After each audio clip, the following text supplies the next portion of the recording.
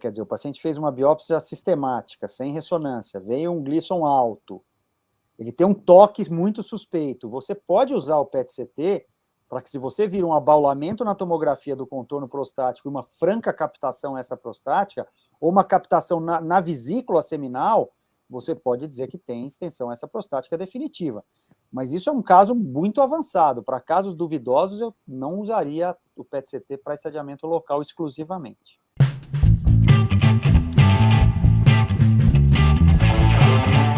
Que falará sobre o câncer de próstata localizado, qual o espaço para terapia focal. E depois, a partir das 20 horas, falaremos um pouco sobre o manejo da doença óssea avançada, como integrar as melhores práticas, palestrada pelo Dr. Paulo Sérgio Moraes Lages, e a seguir, o que a cirurgia robótica trouxe de melhor para a cirurgia laparoscópica, palestrada pelo Dr. Ives Melo Rodrigues Martins.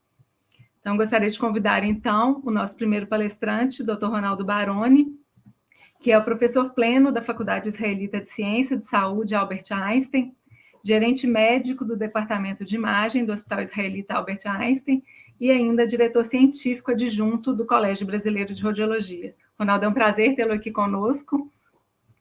Obrigado, Tatiana, pela apresentação. O prazer é meu de estar aqui falando para vocês. Fiquei muito feliz e honrado com o convite que eu recebi para falar neste evento. Agradeço a organização, especialmente a você pelo convite. Então, nos próximos 20, 25 minutos, eu vou falar um pouquinho sobre PET-CT e PET-ressonância com PSMA, quando indicar cada método.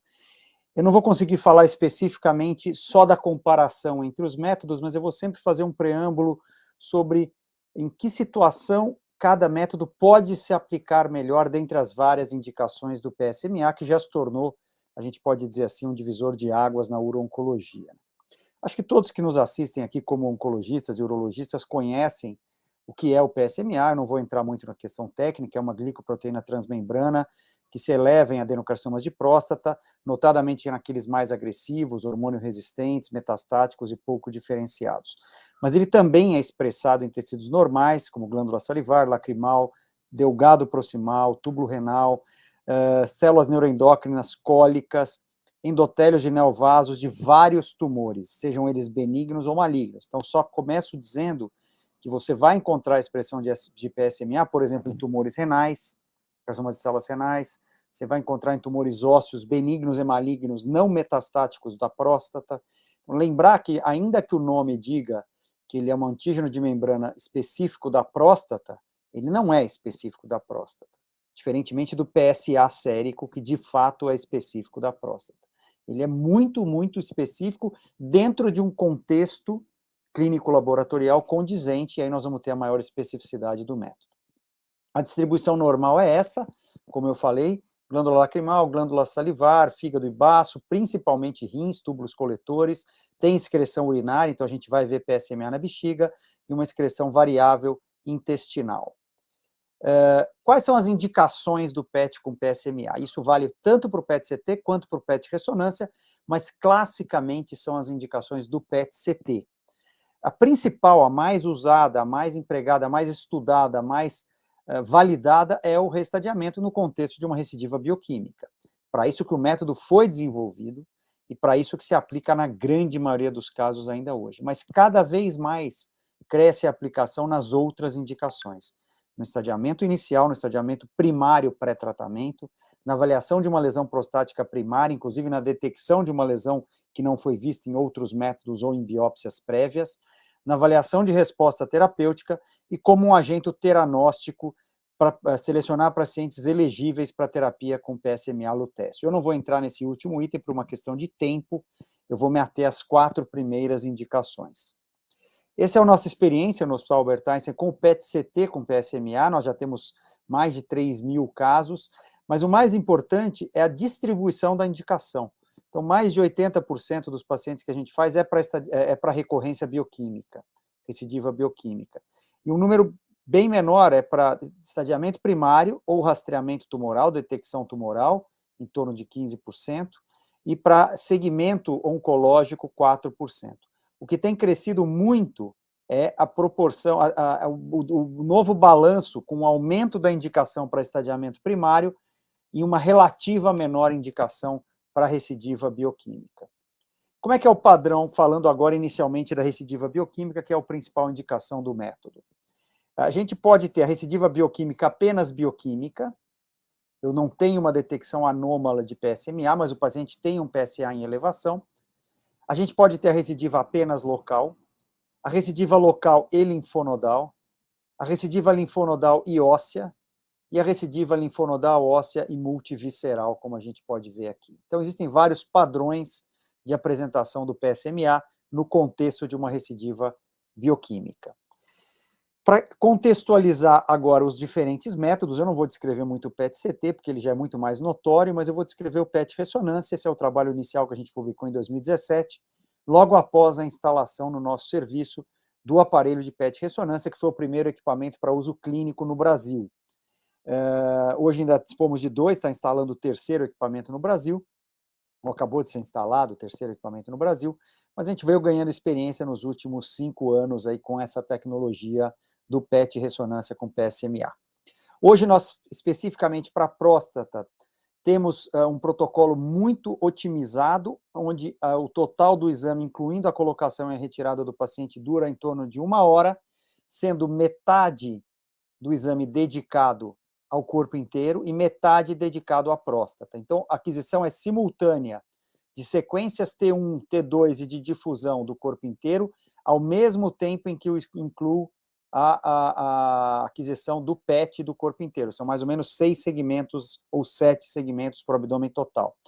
E, na sequência, um exame dedicado da pelve, onde eu faço uma ressonância multiparamétrica, lembrando que é um equipamento de 3 Tesla de ressonância, então é um exame idêntico ao que nós fazemos para ressonância multiparamétrica, tanto é que quando ele não está sendo usado para PET ressonância, ele é usado para ressonância multiparamétrica de 3 Tesla.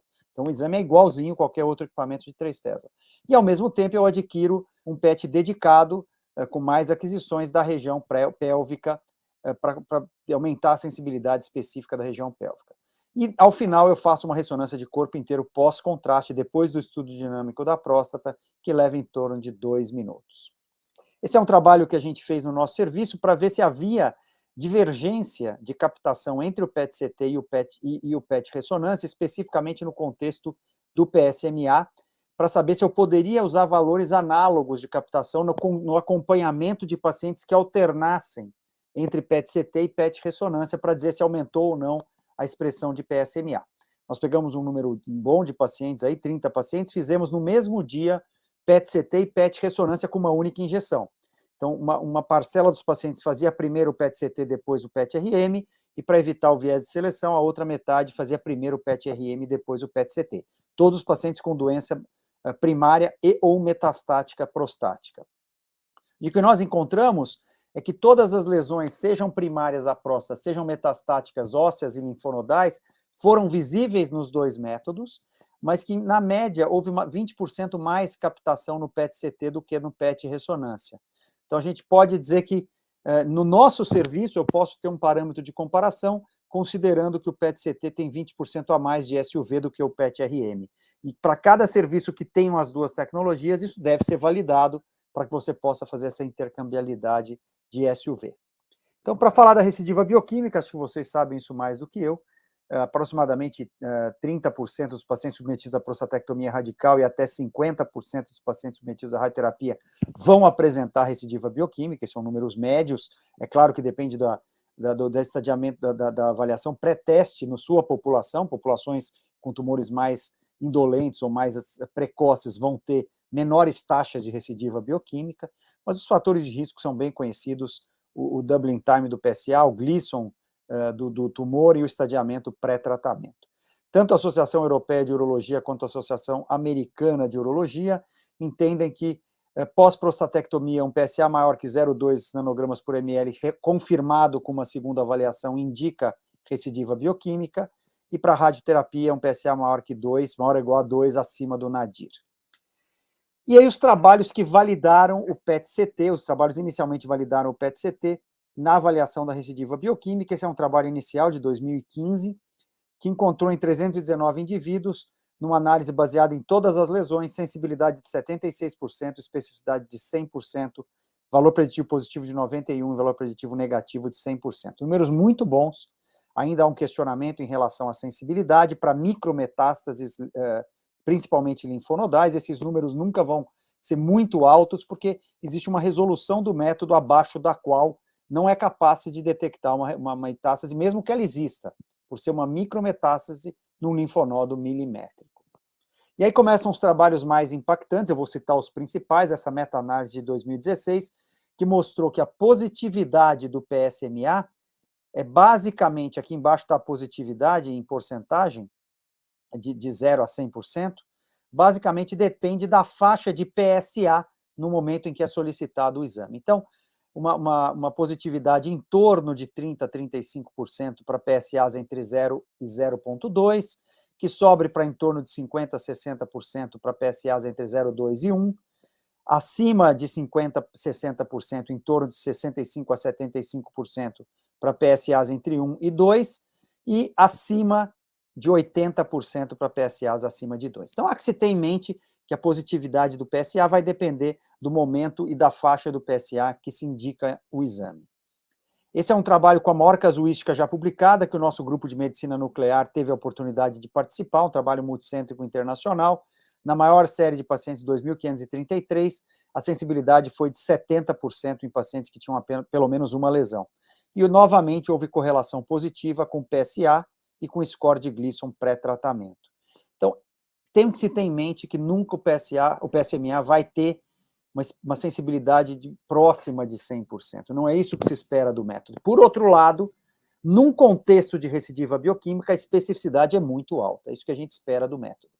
Esse é um trabalho de performance diagnóstica em 1.007 pacientes, um outro trabalho com uma casuística muito grande, e, de novo, o aumento da positividade do método em porcentagem, passando de 46% para PSA menor que 0,2, chegando a 80% com PSA entre 1 e 2, e 96% para PSA acima de 10. E, mais uma vez, o aumento da positividade do método à medida que se aumenta o Gleason do tumor na prostatectomia. Sensibilidade nesse trabalho foi de 80%. Então, vai girar em torno de 70% a 80% a sensibilidade.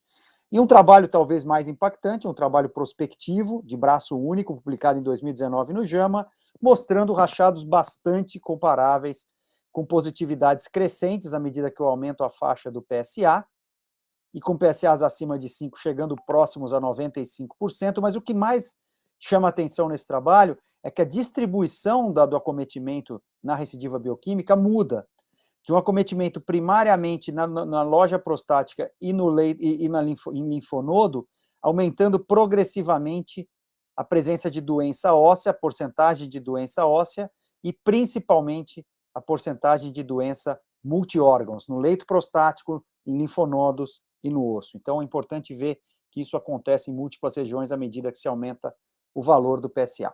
Mostrando alguns exemplos para vocês, um paciente de 72 anos com prostatectomia radical em 2009, PSA passou de 0,17 em 2011 para 9,7 em 2018, quer dizer, um tempo de duplicação relativamente lento, se a gente considerar um intervalo de 7 anos, e o que nós encontramos, como já se esperava, não pela faixa absoluta do PSA, mas pela velocidade de crescimento do PSA, uma recidiva na loja prostática, que não é visível na tomo, e aí a gente já vê um fator limitante da tomografia, e que a gente vê muito bem na loja, no PSA. Só que eu vejo muito bem porque eu dei diurético para esse paciente.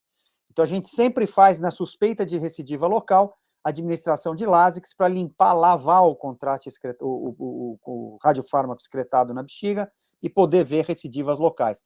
Mas não é infrequente a gente ter dúvida se existe uma captação que esteja na uretra, se esteja no ápice prostático, onde existia o ápice prostático, no plano da anastomose vesico-uretral, que é o principal local de acometimento da recidiva bioquímica. Então, a gente tem que saber que é uma limitação do lado TC do PET-CT com PSMA. O lado tomografia tem limitações na avaliação do leito prostático. Isso que a gente vai ver que o PET-ressonância é melhor. Esse outro paciente, 53 anos, prostatectomia em 2015, recidiva bioquímica com PSA de 0,6, então vejam que é uma faixa de PSA mais baixa, e a gente vê que existe uma metástase linfonodal única, que a gente vê a captação na região pélvica, a gente vê que existe um linfonodo milimétrico, de 4 milímetros na fossa obturatória esquerda, e na fusão das imagens a gente vê que existe a identificação de um linfonodo como um único sítio de metástase. Se nós usarmos os critérios morfológicos, que até agora valem para avaliação tomográfica de recidiva, esse linfonodo não é suspeito, porque ele tem menos de 1 centímetro, ele não passaria como um linfonodo suspeito. Outro paciente, um Gleason 9, PT3A, fez a prostatectomia radical em 2013, linfadenectomia estendida, radioterapia 60 dias após a cirurgia, bloqueio hormonal por 9 meses, e atualmente no momento do exame, né, tinha um PSA de 2,4. A gente viu uma captação no mediastino à esquerda e mais nada. Fizemos o estudo comparativo, aqui a imagem do PET, uma linfonodomegalias subaórticas à esquerda, com captação de PSMA na imagem de fusão, fez a biópsia percutânea, passando abaixo do externo, ou a margem do externo, e o diagnóstico final, metástase de adenocarcinoma de origem prostática. Aqui fica um questionamento, será que a linfadenectomia estendida tem relação com você ter metástases linfonodais fora do sítio pélvico e abdominal únicas? Talvez se você tenha tirado o fator de drenagem linfática primário, o bloqueio do que seria uma cadeia linfonodal sentinela abdômeno-pélvica, para que propicisse o aparecimento de metástases linfonodais em sítios não antes suspeitados, como, por exemplo, o mediastino ou a região supraclavicular. Um outro caso, um paciente de 71 anos com câncer em 2006, prostatectomia Gleason 8, nunca fez bloqueio androgênico, fez radioterapia na loja prostática e apareceu com aumento de PSA com meio de PSA no estudo atual. Na imagem do PET de corpo inteiro, a gente viu uma captação na região pélvica direita. Na imagem da tomografia, a gente vê mais uma vez um linfonodo milimétrico do lado direito, na cadeia ilíaca interna direita, com captação de PSMA. Vejam que é um exame antigo, eu fiz questão de trazer um exame antigo quando a gente tinha pouca experiência com PET ainda. Mas captava muito no PSMA. Só que, ao mesmo tempo, esse paciente tinha uma lesão esclerótica no pub à esquerda, com aspecto bastante comum nas metástases ósseas de tumor de próstata, que não captava PSMA. Isso aqui é a excreção urinária de PSMA. Vejam como a excreção urinária atrapalha a gente identificar a loja prostática. Naquele momento, nós tivemos uma discussão que foi, será que eu já tenho confiança no método 5 anos atrás para dizer que aquilo é uma metástase linfonodal e essa lesão óssea não é uma metástase? E o linfonodo tinha 6 milímetros de diâmetro? Ou será que aquilo é uma captação inflamatória no linfonodo e a metástase é não captante? O que a gente fez, discutindo com o urologista, vamos biopsiar os dois, no mesmo ato.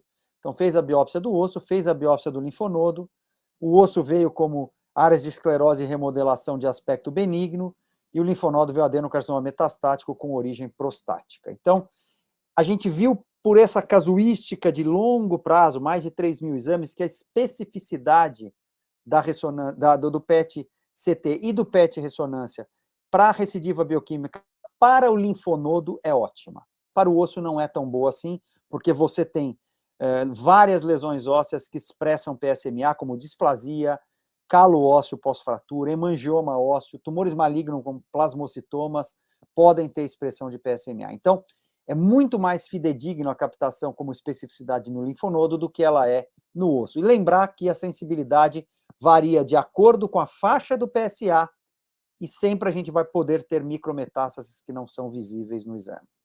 A gente conseguiu ver vários aspectos não usuais da distribuição da recidiva bioquímica, como esse, um paciente de 69 anos com prostatectomia radical em 2010, um Gleason 7 3+4, não fez dissecção linfonodal, as margens eram livres, as vesículas livres.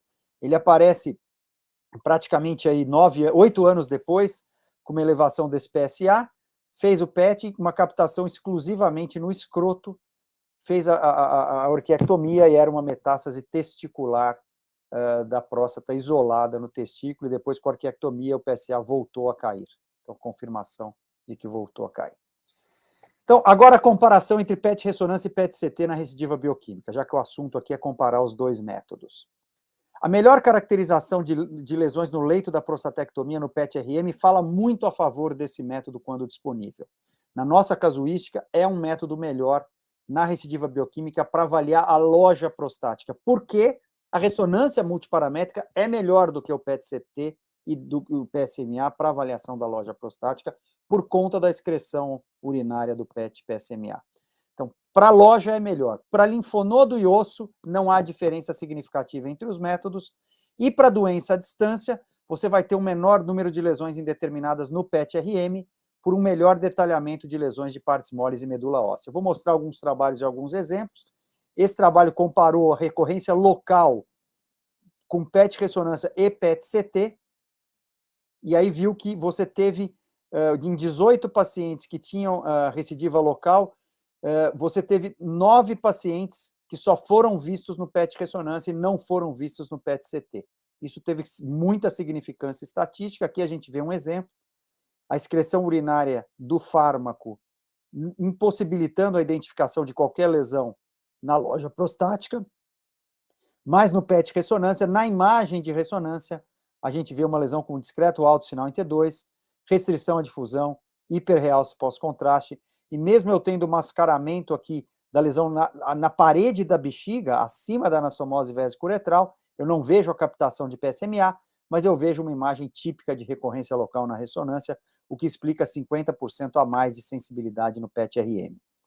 Aqui um outro exemplo mostrando que a gente pode ter avaliações similares. Aqui é um paciente que fez, dentro daquele projeto de comparação entre os métodos, PSA de 0,7, tendo feito prostatectomia radical há 18 meses, com PSA um Gleason 7, 3+4, e ele tinha uma captação exclusiva linfonodal na fossa obturatória, com mais captação no PET-CT do que no PET-RM, mostrando que isso é um padrão no nosso serviço, uma captação maior no PET-CT do que no PET-RM, mas sem diferença na sensibilidade dos métodos. E quando o PSMA por ressonância é melhor do que o PET-CT na avaliação de recorrência bioquímica, de recidiva sistêmica? Quando eu preciso avaliar partes moles, onde eu tenho uma melhor especificidade da ressonância para avaliação de partes moles do que eu tenho da tomografia para avaliação dos partes moles. Um bom exemplo é o fígado. A ressonância é muito melhor do que a tomografia na caracterização de pequenas lesões focais hepáticas. Então, nesse paciente de 56 anos que fez a prostatectomia há 2 anos por um Gleason 9 e estava com PSA de 0,2, 0,18 na verdade, praticamente abaixo do limite do método, e fez a ressonância, a gente encontrou lesões focais hepáticas que tinham captação de PSMA, aqui a gente vê a captação de PSMA na imagem de fusão, mas tinham alto sinal em T2 e realce tardio pós-contraste, um aspecto típico de hemangioma hepático. Isso foi publicado nesse trabalho, que os hemangiomas hepáticos captam ou expressam PSMA, então há uma boa indicação do emprego do PET-ressonância na suspeita de uma metástase visceral. Aqui um outro exemplo da boa indicação do PET-ressonância, um paciente de 68 anos, prostatectomia radical há 16 anos, em bloqueio hormonal desde 2004, PSA atual de 21, aqui uma excreção entérica de PSMA, vejam como atrapalha, a gente até tirou o paciente, fez um diurético, esperou ele ter uma excreção urinária e esperou passar essa excreção entérica do PSMA. Então, demos uma ingesta hídrica para ele para dar uma lavada no PSMA intestinal e demos um diurético para dar uma lavada no PSMA do uretério. O que a gente viu foi a persistência de uma captação na região pélvica direita, uma captação bastante alongada. Fez o PET-CT, a gente via que era mesmo uma captação alongada, mas estava difícil de entender o que era isso. A gente tirou o paciente do PET-CT, pôs no PET-ressonância, no mesmo ato, e viu que essa captação se projetava no coto do ducto deferente, bem acima do plano da ressecção do coto do deferente. Fizemos uma biópsia com fusão de imagens, o grupo da intervenção do Einstein fez essa biópsia com fusão, usando as imagens, inclusive, do PET-RM para fusão, e viu que era uma recorrência, na verdade, provavelmente uma doença residual relacionada ao tumor prostático primário no coto do deferente. Esse foi o primeiro exame, isso foi em 2015, de lá para cá nós já tivemos mais 6 recorrências no deferente, e até o grupo de urologia do Einstein começou a fazer a ressecção, a secção do deferente mais alta do que era feito anteriormente, para tentar evitar que fique tumor no coto, ao invés de que ele saia ressecado com a peça cirúrgica. Por tudo isso que eu falei, a Associação Europeia de Urologia já aceita o PSMA como uma indicação para PSAs acima de 0,2 na recorrência bioquímica, tanto para pós-prostatectomia quanto para radioterapia, aqui usando o critério do Nadir, acima do 2 de PSA. Mas com um grau de indicação fraco para recorrência pós-prostatectomia e forte para recorrência pós-radioterapia. Ainda não foi totalmente incorporado o método, nem na Europa, onde ele começou.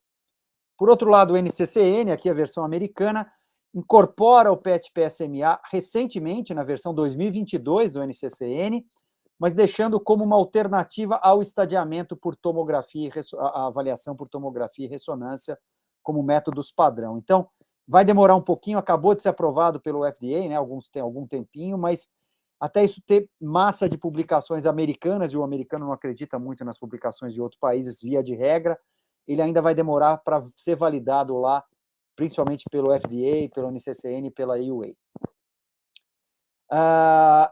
Em relação ao estadiamento primário, aqui a principal indicação do método, no meu entender atual, um estudo retrospectivo com 130 pacientes submetidos à prostatectomia radical, mais linfadenectomia, o estadiamento linfonodal feito por tomografia e ressonância, ou por PET-RM com PSMA galho. A gente via que o PET teve uma sensibilidade maior, bem maior do que a tomo e a ressonância, especificidade comparável e acurácia superior ao estadiamento primário feito pelos métodos convencionais. Esse é um outro compilado da literatura, comparando sensibilidade, especificidade e valores preditivos. A gente vê aqui que a sensibilidade do PET-CT com PSMA é bastante variável na literatura, no estadiamento primário, mas, via de regra, exceção desse trabalho do Budaus, acima de 50%.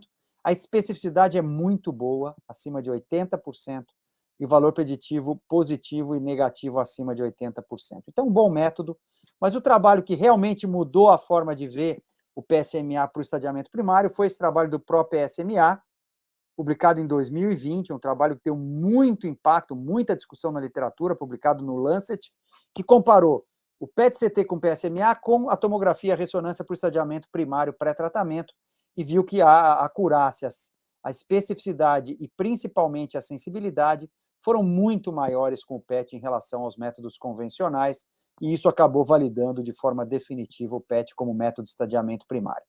E quando a gente está comparando com PET-ressonância, existem muito poucos trabalhos de PET-ressonância, esse é o único que eu encontrei na literatura bem desenhado, para avaliação primária, e aqui entra a importância de uma avaliação sincrônica, local e sistêmica. Essa é a grande vantagem do PET-ressonância em relação ao PET-CT. Porque como é feito hoje em dia, a ressonância multiparamétrica faz o estadiamento local, aí o paciente vai para o PET-CT com PSMA para fazer o estadiamento sistêmico. A vantagem do PET-RM é que você faz isso num único exame. Na verdade, isso economiza recursos financeiros, e esse trabalho mostrou que a acurácia do PET-RM é superior à acurácia da própria ressonância multiparamétrica para o estadiamento local em relação à extensão extracapsular e invasão de vesículas seminais. Para a extensão extracapsular, 66% de acurácia para a ressonância multiparamétrica, 73% para o PSMA PET-ressonância, e para a invasão de vesícula, 65% para a ressonância multiparamétrica, 79% para o PET-ressonância com PSMA. Eu estou juntando o que a ressonância tem de bom com o que o PET tem de bom, já que ele também tem a ressonância acoplada. Então, é o método de escolha para o estadiamento primário e sistêmico do tumor pré-tratamento. Vou mostrar aqui um caso, um paciente de 61 anos com PSA de 5, um toque com irregularidade no lobo esquerdo. Essa é uma ressonância pré-biópsia, só que esse pedido foi feito para a detecção tumoral. Nós encontramos essa lesão, já com sinais de extensão extraprostática, abaulamento irregular do contorno prostático, acentuada restrição à difusão, e no mesmo exame encontramos um linfonodo assimétrico menor que 1 centímetro no mesorreto à esquerda. Aqui na mesma imagem sagital, o tumor na próstata, o tumor no mesorreto, o nosso laudo dando uma muito alta probabilidade, um PIRA de 5 na próstata, já com sinais de extensão local, e um linfonodo suspeito indicando a complementação com PET-PSMA. Fez a biópsia com fusão de imagens, confirmou um Gleason 8.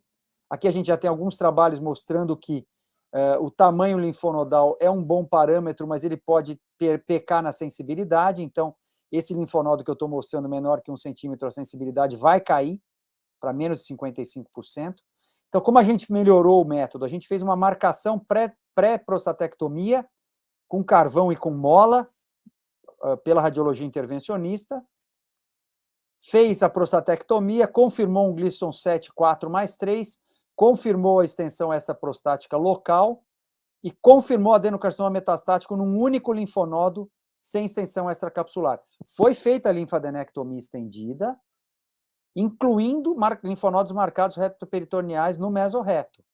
Apenas o linfonodo mesorretal veio positivo, quer dizer, se ele tivesse feito a linfadenectomia estendida ilíaca puramente, teria sido perdido esse linfonodo mesorretal e seria entendido depois como uma recidiva linfonodal, quando na verdade ele já existia antes do tratamento.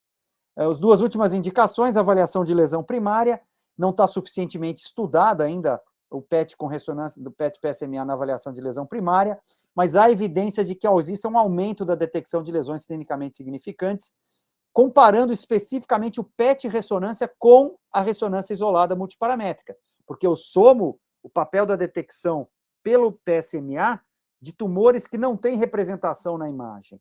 E a gente sabe que, especialmente a subtipo cribriforme de tumor prostático, não forma lesão na ressonância, mas tem muita expressão de PSMA. Então, aqui eu tenho uma boa indicação do PET-ressonância como fator de detecção de tumor. E seria uma ótima avaliação em pacientes que tenham biópsia negativa e que tenham contraindicação para realizar ressonância, por exemplo, quem tem marca-passo não compatível, o PET-CT para detecção tumoral com PSMA é uma boa indicação. Esse é um trabalho que comparou a acurácia do PET-ressonância para detecção tumoral, comparando com a ressonância multiparamétrica, e viu que a sensibilidade foi maior do PET-ressonância. Aqui a gente encontrou uma sensibilidade de 74% para detecção tumoral no PET-ressonância, ante 50% na ressonância multiparamétrica, uma vez que eu tenho uma somatória do valor da ressonância com o valor do PSMA quando eu uso o PET-ressonância para esse fim. Aqui um exemplo, paciente que fez o PET com PSMA e depois fez uma ressonância multiparamétrica junto com o PET-PSMA, e a gente vê aqui uma lesão avançada na base prostática que tinha a expressão de PSMA e um nódulo de hiperplasia típico na zona de transição, também com expressão de PSMA. Quer dizer, se eu usar apenas o PSMA, eu vou achar que tem um tumor na zona de transição e um tumor na zona periférica. Eu estou até fazendo uma analogia anatômica, porque eu não vejo a diferença zonal na tomo. Mas quando eu olho a ressonância, eu sei que isso aqui é um nódulo típico de hiperplasia, isso aqui é uma lesão de aspecto tumoral. Então, isso é uma vantagem que nós temos do método, e a biópsia mostrou um adenocarcinoma Gleason 9, 4+5, nesta lesão da região basal prostática, já com sinais de extensão extraprostática. Então, sem dúvida, o melhor dos mundos é o PET-ressonância com PSMA. É claro que a gente tem que ponderar a pouca disponibilidade do método. Aqui um outro caso que nós fizemos, 82 anos, PSA de 15, já tinha feito biópsias negativas há 10 e 15 anos.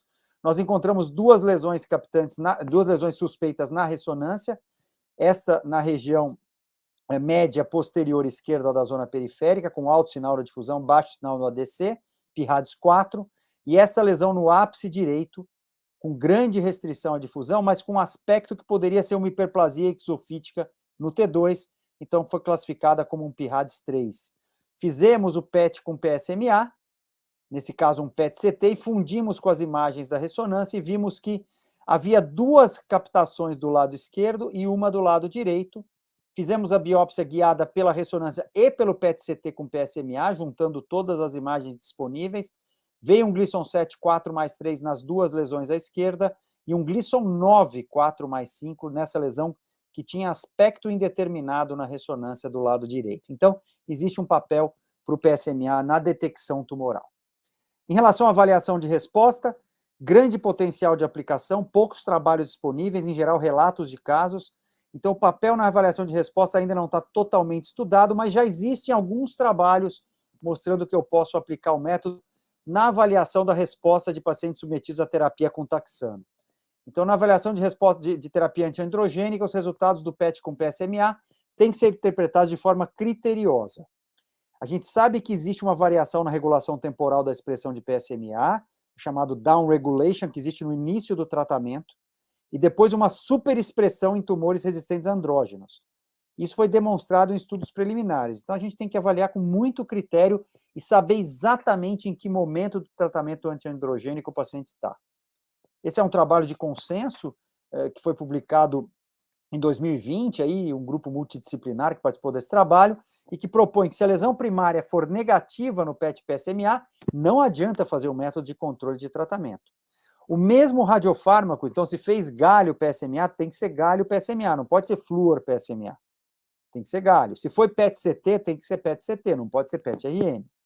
E os pacientes com terapia de privação androgênica têm melhor tempo de avaliação de resposta 3 meses após a hormonoterapia. Então, o tempo preconizado é esperar 3 meses após o início do tratamento para evitar o down regulation e a superexpressão. E propõe que a resposta completa deva ser entendida como desaparecimento de qualquer lesão com captação, resposta parcial, redução do grau de captação e do volume de tumor em 30% pelo menos, doença estável oscilando em mais ou menos 30% sem evidências de novas lesões, e a progressão, aparecimento de mais de 2 novas lesões ou aumento de captação ou volume no PET maior que 30%. Aqui um exemplo de avaliação de resposta, um paciente que fez um exame em outubro de 2015, múltiplas metástases ósseas e linfonodais, iniciou o docetaxel e 4 meses após o docetaxel fez esse exame de controle e vejam uma resposta bastante satisfatória que ele teve. Esse outro caso, uma metástase linfonodal única à esquerda e após o tratamento antiandrogênico, a remissão da expressão de PSMA no linfonodo. Eu queria terminar aqui agradecendo pela oportunidade, agradecendo pela atenção de vocês e dizendo que não há uma resposta única em relação a qual método é melhor. Eu indicaria o seguinte: se você dispõe de um PET ressonância e há a possibilidade do paciente fazer o exame com PET ressonância, eu acho que vale a pena fazer o exame com PET ressonância para todas as indicações, porque eu não sei o que eu vou encontrar, se é uma recidiva na loja prostática, se é no linfonodo, se é no fígado, se é no osso. Se ele não dispõe de PET-RM, lembrar que o PET-CT tem limitações para avaliação primária da próstata e para avaliação do leito da prostatectomia. Para todo o resto, o PET-CT tem um ótimo desempenho. Muito obrigado. Obrigada, Ronaldo. A gente que agradece pela brilhante palestra. Eu acho que foi muito válido para todo mundo. Eu gostaria, então, de fazer algumas perguntas. Vamos, pessoal, a gente inverteu um pouco a ordem. O doutor Rafael teve um problema, na verdade, uma cirurgia de urgência. Ele já está online conosco, mas eu vou iniciar a discussão com o doutor Reinaldo antes de entrarmos, então, com a discussão com a palestra do doutor Rafael. Tatiana, se você preferir, eu posso aguardar e a gente faz a discussão ao final também. Para mim não tem problema. Deixa eu confirmar aqui com o Rafael. Fico a critério de vocês.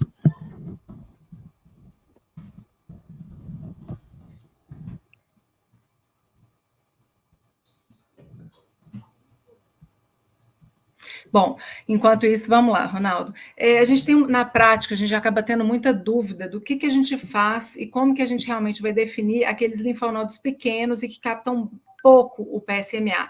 Eu queria saber, assim, como que vocês têm conduzido esses casos, tanto para definição no laudo e também como que a urologia, a oncologia tem conduzido esses linfonodos pequenos aí que a gente vê com frequência.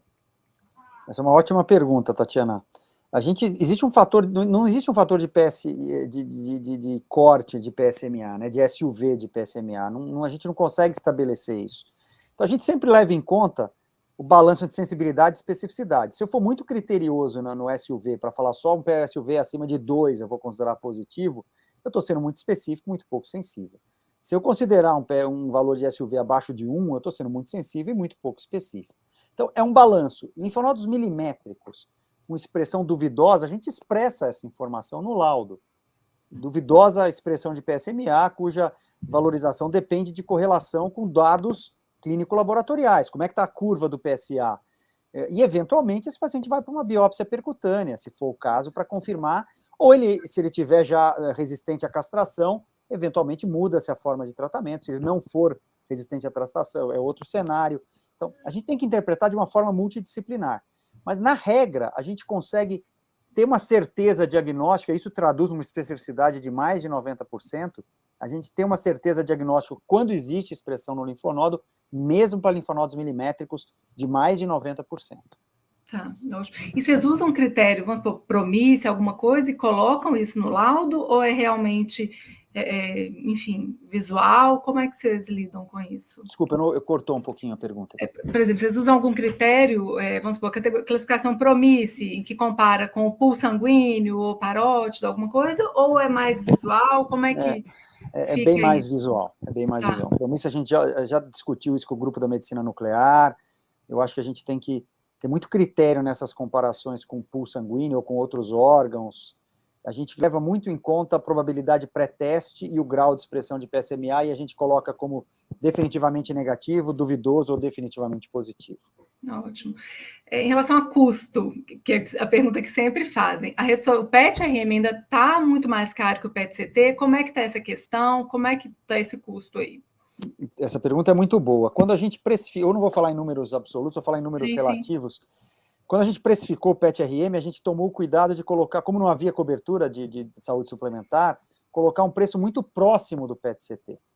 Até porque a gente sabia que era um método que a gente queria validá-lo, e a gente sabia que tinha literatura já que era um método muito bom. Então, se o PET-CT para um particular custa X, o PET-RM para um particular custa 1,1x, é só 10% mais caro que o PET-CT.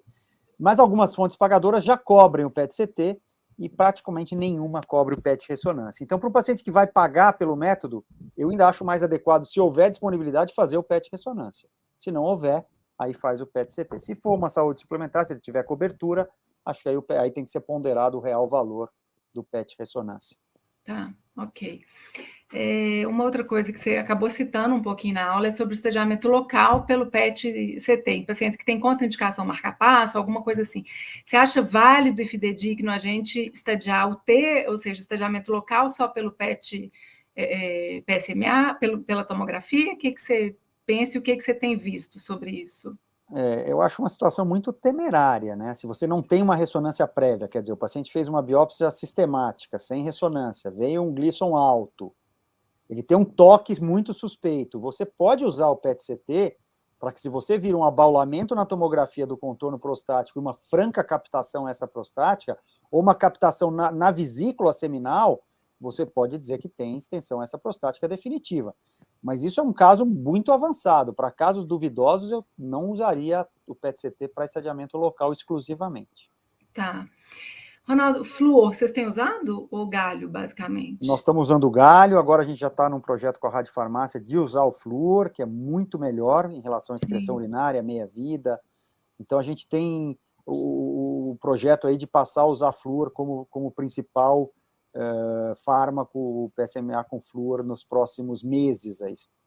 Tanto para tomo quanto para RM, né? Para todos, para os dois. Tá, ótimo. Deixa eu ver se tem alguma pergunta aqui da palestra. Pessoal, podem enviar questões, assim, a gente está aqui.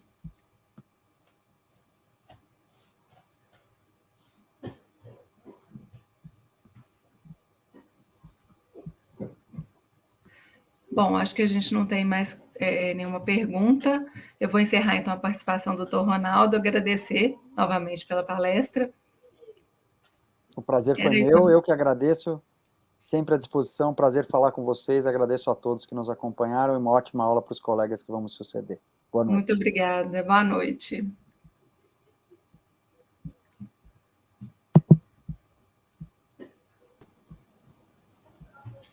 Ei, Tati, tudo bem? Tudo, e você? Tudo ótimo, obrigado aí pela presença. Imagina, um prazer.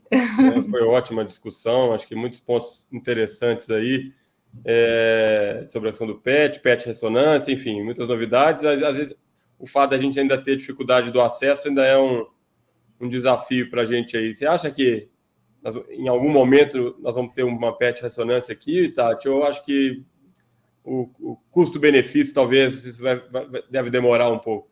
Acho que vai demorar um pouco ainda, Pedro. Eu acho que a gente ainda talvez possa ter mais PETs CT antes de ter um PET-RM, sabe? Eu acho que o caminho, por enquanto, ainda vai ser um pouco esse, tanto local Belo Horizonte quanto no estado, né? Eu acho que a gente tem que tentar oferecer mais o PET, o PSMA para outros locais, porque é um método excepcional, como a gente tem visto cada vez mais, né? Perfeito, perfeito.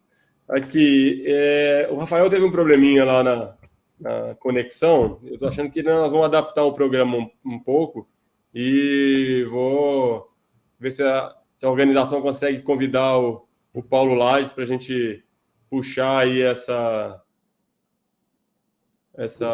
antecipar. Já estou aqui, Pedrão. Só expulsaram a Tati, assim, a Tati podia ficar aqui com a gente, ia ser muito melhor, não acha? Mas melhorava bem, né, cara? Tati aqui, poxa. Ô, Tati, perdão, desculpa. Perdemos 80% da audiência agora, viu, Pedro? Vou continuar aqui com vocês, tá bom? Tati, obrigado pela participação. Eu que agradeço, gente. Espero poder contar com a sua ajuda aí, sempre disponível. Muito obrigado. Vamos aqui. Continuo aqui com vocês. Boa palestra, doutor Paulo. Tchau. Obrigado, Tati. Bom, então, mais uma vez, obrigado, Paulo, aí pela disponibilidade. Nós vamos dar continuidade depois daquela palestra brilhante de ontem, né, que mostrou, como eu falei, um filme aí sobre conseguiu transformar um caso em clínico em uma análise de quase todos os cenários do câncer de próstata aí. E hoje vamos ter a sua presença para a gente discutir o manejo da doença óssea avançada, né, como integrar melhores práticas e sempre com essa pegada bem prática mesmo da aula. Então, Paulo, mais uma vez, muito obrigado pela presença. A palavra é sua. Obrigado, Pedrão. Obrigado pelo convite mais uma vez. É um prazer sempre estar aqui nas atividades do Health Expert. A ideia aqui é mudar um pouquinho de assunto e falar em como integrar as melhores práticas no tratamento da doença óssea do câncer de próstata. A gente até falou alguma coisa sobre isso no nosso highlight de ontem, mas hoje a gente vai entrar um pouquinho mais a fundo sobre as possibilidades que a gente tem. Aqui são meus conflitos de interesse, mas para essa apresentação não tem absolutamente nenhum conflito. Primeira coisa que a gente precisa entender é um pouco da história natural do câncer de próstata, para a gente entender a doença óssea. Entender que a vasta maioria dos tumores de próstata vão começar com a doença local, vão progredir inicialmente no osso, vão fazer uma metástase óssea, elas vão continuar progredindo no osso para só numa fase final elas progredirem para vísceras de uma forma geral. Claro que isso não é uma regra, a gente vai ter aqueles pacientes com doença muito agressiva que vai ocasionalmente começar já com a doença na víscera. Mas a gente sabe que isso não é o habitual que a gente espera. E a gente sabe que a partir do momento que a doença óssea aparece, um monte de complicação vem junto, em especial aquilo que a gente chama de evento relacionado ao esqueleto. Então, fratura patológica, necessidade de radioterapia, estabilização ortopédica, tudo isso, compressão medular, tudo isso piora muito a qualidade de vida do nosso doente. E o que a gente sabe é que à medida que a doença avança, esses eventos se tornam muito mais frequentes. A partir desse momento que o paciente desenvolve esse tipo de complicação, ele passa a ter uma piora enorme em qualidade de vida, no tocante à mobilidade, custo médico aumentado, e isso acarreta também uma piora de sobrevida. Na verdade, essa história mudou um pouquinho na apresentação inicial do estudo do Chris Parker, o Alsimpica Trial, que foi publicado em 2013 no New England. O que eles fizeram? Eles pegaram pacientes com câncer de próstata avançado, então já resistentes à castração metastática, com doença predominantemente óssea. E esses pacientes, então, foram alocados para receber o rádio 223 ou só o placebo. O que era a doença sintomática que esse paciente precisava ter? Nessa época, a gente entendia a doença sintomática simplesmente como uso de analgésico, mas hoje a gente entende que isso vai muito além disso. Claro que a dor ainda é, talvez, o principal sintoma que a gente procura, mas a gente precisa entender essa dor em através de outros sintomas, como, por exemplo, mudança comportamental, irritabilidade, perda de mobilidade, perda de sono, fadiga no dia seguinte, o paciente não dorme, ele vai estar com fadiga, então com isso ele vai ficar irritado, vai ficar estressado, isso vai interferir na qualidade de vida diária dele, a forma como ele leva a vida dele. Simplesmente, às vezes, esse paciente, por uma dificuldade de comunicação, pode se queixar simplesmente de uma fraqueza, de uma perda, uma fraqueza, de uma incapacidade de executar alguns movimentos que antes ele executava. E como que esse remédio age? Isso funciona de forma bastante bonita. Eu gosto muito desse slide, porque a gente precisa lembrar lá do nosso segundo grau, da Bela Magnólia que casou-se com o senhor Barão, todo mundo lembra da família 2A, bivalente positivo, cálcio e rádio são da mesma família na tabela periódica. E o cálcio, em situações normais, vai se ligar na hidroxiapatita e vai participar da formação óssea. O que o rádio vai fazer? Ele vai fingir que é cálcio e vai se ligar exatamente na hidroxiapatita, onde antes se ligaria o cálcio. Quando ele se liga ali, ele emite a sua radiação alfa, que é uma radiação de curta penetração, gerando dano do DNA. Então, isso aqui nada mais é do que uma droga-alvo, só que precisa ter cálcio. Por isso que ela atinge só doença que está no osso. E por ser uma partícula alfa, ela tem um poder de penetração extremamente baixo, extremamente restrito. Diferente do que a gente conhecia das radiações beta, que a gente conhecia as mais antigas, como estrôncio e samário, e hoje a gente conhece o lutécio, que a gente conversou ontem um pouquinho, mas por ser de um poder de penetração bastante curto, ela é muito menos tóxica para a medula óssea. Nesse estudo, era permitido que esses pacientes tivessem outros tipos de doença que não óssea, que era a doença ganglionar de até 3 centímetros. Por quê?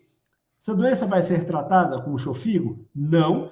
Porém, o que a gente sabe é que a doença óssea carrega um prognóstico muito pior do que a doença ganglionar. Se eu resolvo a doença óssea, a doença ganglionar é menor dos meus problemas. No geral, esse era um estudo planejado para pacientes que já tivessem falhado a quimioterapia com docetaxel, mas havia vários desses pacientes que simplesmente não queriam fazer docetaxel e entraram nesse estudo. Então, lembrar que esse paciente não podia ter doença visceral, ele tinha que ter doença sintomática e uma expectativa de vida de mais de 6 meses. Esse estudo, quando ele chegou, ele foi bastante corajoso no sentido de trazer uma terapia óssea e um endpoint primário de sobrevida global. Até então, nenhuma terapia óssea trazia ganho de sobrevida global. O que a gente tinha era um número pequeno de pacientes recebendo agentes ósseos de proteção, como a gente consegue ver aqui, mais ou menos 40% só. E o ponto importante, que mais ou menos esses 40% também nunca tinham recebido quimioterapia com docetaxel. São 2 pontos que merecem relevância. E o que esse estudo conseguiu mostrar, apesar de ser um tratamento para doença óssea, foi um ganho sobre a vida global em um momento que a gente tinha muito pouco para oferecer para o paciente resistente à castração, em especial pós-falha a docetaxel. E o perfil de paciente que se beneficiava era aquele que tinha mais de 6 metástases. Claro que não dá para dizer que aquele que tem menos se beneficia menos, porque, na verdade, isso aqui é uma subanálise, e o que a gente consegue ver é que o número de eventos nessa população é extremamente pequeno. Mas essa terapia, além de ganhar sobrevida global, melhorou os endpoints secundários todos. Desenvolvimento de evento relacionado ao esqueleto, resposta de PSA, resposta de fosfatase alcalina, e isso tudo é interessante. Isso, independente do paciente ter ou não recebido quimioterapia com docetaxel, como a gente consegue ver. E um outro ponto interessante desse estudo é que o agente de proteção óssea, ele turbinava essa resposta. E aí a gente passa a entender que o uso das 2 drogas não é concorrente. Não é porque esse paciente vai receber chofigo que eu tenho que parar o ácido zoledrônico, que eu tenho que parar o denosumab para esse paciente. Tanto aquele paciente que recebe ou não esses tratamentos vão se beneficiar, mas usar é melhor do que não usar. Além disso, como a gente está vendo, os eventos relacionados ao esqueleto foram menores para todos aqueles pacientes que receberam chofigo, às custas de uma droga muito bem tolerada. Você pode ver que o nível de evento adverso é muito próximo do braço que estava só em placebo. Em especial, eventos hematológicos, que são a grande preocupação quando a gente está fazendo o tratamento direcionado para o osso, porque mesmo radioterapia, dependendo da área, esse paciente pode desenvolver neutropenia, anemia, trombocitopenia. E o que a gente vê aqui é que o rádio não traz muito essa preocupação. Os eventos adversos mais comuns são relacionados à excreção dele, que tudo aquilo que não vai para o osso vai para as fezes, e por isso os eventos gastrointestinais são os mais comuns, do tipo náusea, vômito, diarreia, mas que são muito tranquilos na prática. Quando a gente avalia, por exemplo, anemia, neutropenia e plaquetopenia, como a gente está vendo aqui, é muito tranquilo para esses pacientes, e isso não atrapalha os tratamentos subsequentes com quimioterapia, como a gente consegue ver logo aqui. Além disso, esses pacientes fazendo rádios levam mais tempo para precisar de opioide, e eles conseguem ter uma resposta ínfima de PSA, apesar de que o estudo é positivo para esse endpoint. Então, a gente não espera ganhos expressivos de resposta de PSA para esse paciente. Esse não é o nosso endpoint. E um outro ponto que eu acho interessante ressaltar aqui, até em contrapartida dos dados do Vision que eu mostrei para vocês ontem, é que em segmentos de longo prazo da Alcímprica, a gente não tem nenhum relato de síndrome mielodisplásica, leucemia mieloide aguda ou tumores medulares. Diferente do que a gente viu lá, de mais de 2% no intervalo de curtíssimo prazo do Vision em pacientes já com segunda neoplasia, que me preocupou de forma bastante expressiva. Diante disso tudo, o que a gente vê é que o Howard melhora a qualidade de vida com a toxicidade muito baixa. Outro ponto que a gente precisa entender é que doença óssea é o ponto de maior número de falhas em pacientes. Quando eu uso um tratamento para doença óssea, a gente se pergunta, onde que esse paciente vai falhar? E quando a gente avalia os dados, esse é um dado de 2018 da ASCO-GU, o que a gente vê é que esses pacientes continuam falhando preferencialmente no osso. Então, a doença óssea realmente é um problema no câncer de próstata. Diante disso, o que a gente pode fazer? Primeira coisa é tentar reexpor, e esse aqui é um dado de reexposição do Oliver Sartor, que talvez seja o cara que mais entende de chofigo hoje no mundo.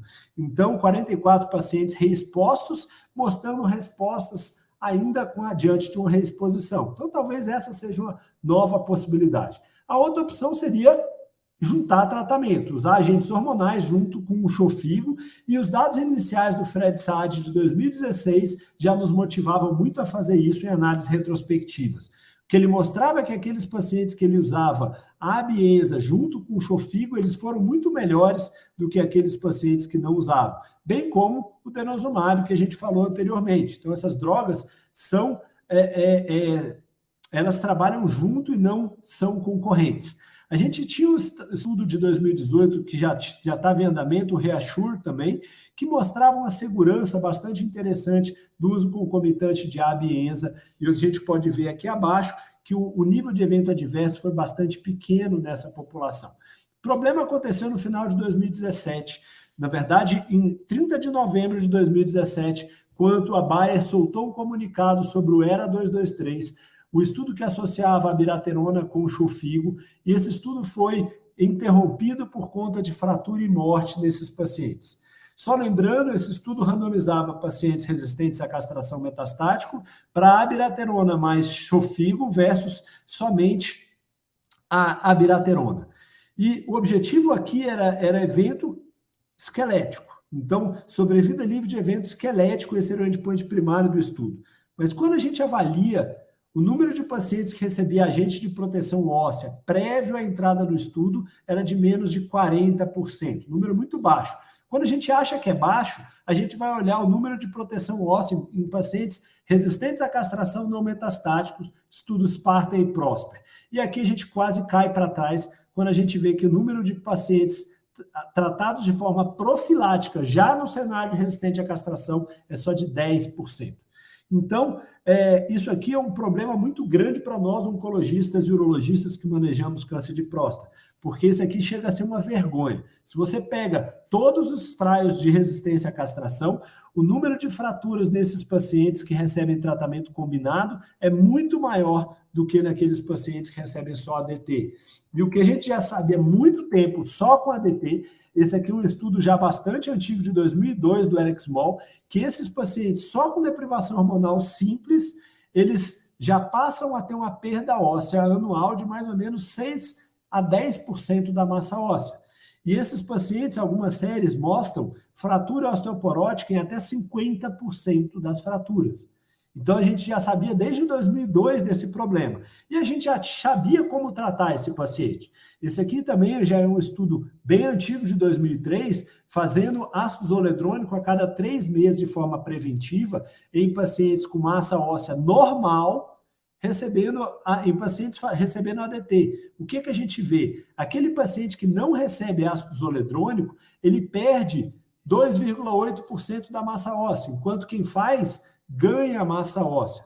Esse segundo estudo faz não a cada 3, mas a cada 12 meses em paciente com massa óssea normal. E o que a gente vê? Enquanto aquele paciente só com ADT está perdendo massa óssea, mais uma vez o paciente que faz uma vez por ano um inibidor de osteólise, ele ganha massa óssea com ácido zoledrônico. E esse terceiro estudo do Matthew Smith, de 2009, mostra mais uma vez em pacientes sem osteoporose que o uso de denosumab uma vez a cada 6 meses de forma preventiva mantém a massa óssea desses pacientes. E aqui a gente consegue comparar lombar, quadril, fêmur e rádio, e claramente a massa óssea é muito melhor para quem faz de forma profilática. E qual que era o problema do ERA 223? Além da deprivação hormonal intensa, esses pacientes ainda usavam corticoide, que todos nós sabemos que é um causador de osteoporose. E por conta disso que a gente viu que foi o evento, a sobrevida livre de evento relacionado ao esqueleto foi absolutamente negativo. Esses pacientes tiveram muita fratura. Mas qual que é o ponto que chama a atenção? Esses pacientes tiveram fraturas patológicas, mas se você pega, por exemplo, compressão medular, eles tiveram metade das compressões medulares do que o paciente do braço placebo. A sobrevida global também não foi melhor, mas porque o estudo foi previamente interrompido por conta do seu endpoint primário negativo. Mas quando você vai avaliar a principal causa de interrupção do estudo, que foi a fratura, e você vai analisar essa fratura, chama muita atenção. Por quê? Porque quando você avalia a fratura, 64 dos 76 pacientes que tiveram fratura, tiveram ou fratura osteoporótica ou fratura traumática. E quando você avalia o local da fratura, 60 dos 76 pacientes não tinham câncer no lugar da fratura. Isso quer dizer que esse paciente fraturou por falta de prevenção óssea com agentes de prevenção óssea. Então, a culpa aqui, infelizmente, foi do médico. Claro que foi da doença também, claro, por causa do tratamento. O que acontece? Toda vez que a gente faz um bloqueio androgênico num paciente com câncer de próstata, a gente intensifica a reabsorção óssea e diminui a formação óssea. Quando esse paciente tem metástase, por si só ele já diminui, já aumenta a reabsorção óssea.